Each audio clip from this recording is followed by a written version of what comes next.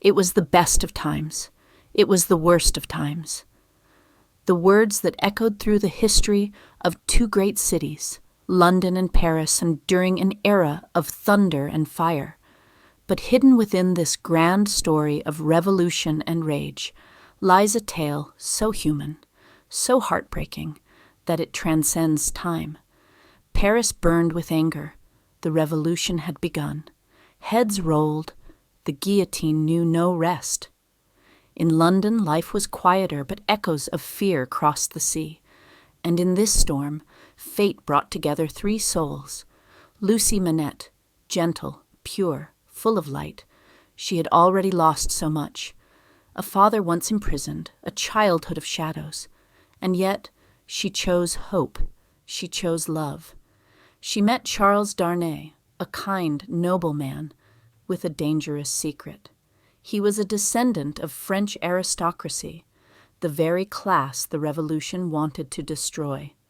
Though he rejected the cruel legacy of his family, Charles could not escape his blood.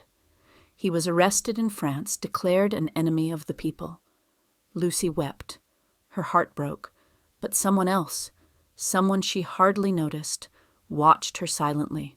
Sydney Carton, a failed lawyer, a drunk, a man who saw in Lucie not just love, but redemption. He once said to her, "I would embrace death if it meant you could be happy." No one took him seriously, but he meant every word. As Charles awaited death, Sydney made a decision. He broke into the prison. He switched places with Charles.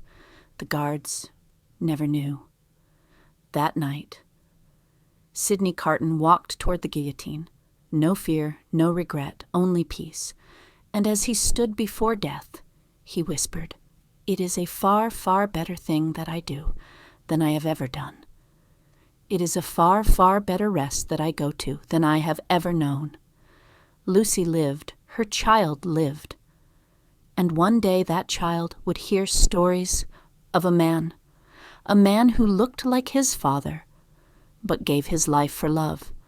There are loves that ask for nothing, sacrifices that go unnoticed, but history remembers. Sydney Carton may not have lived a glorious life, but in death he became immortal. If this story touched your soul, share it. Let the world remember a man who gave everything and asked for nothing. This video is a creative and emotional retelling of A Tale of Two Cities, originally written by Charles Dickens. The story, characters, and dialogues have been adapted and dramatized for storytelling and educational purposes. While we have preserved the essence of the original novel, certain scenes have been simplified or interpreted to enhance viewer understanding and emotional connection. We respect the original literary work and its author. This video is not intended for commercial misuse or copyright infringement.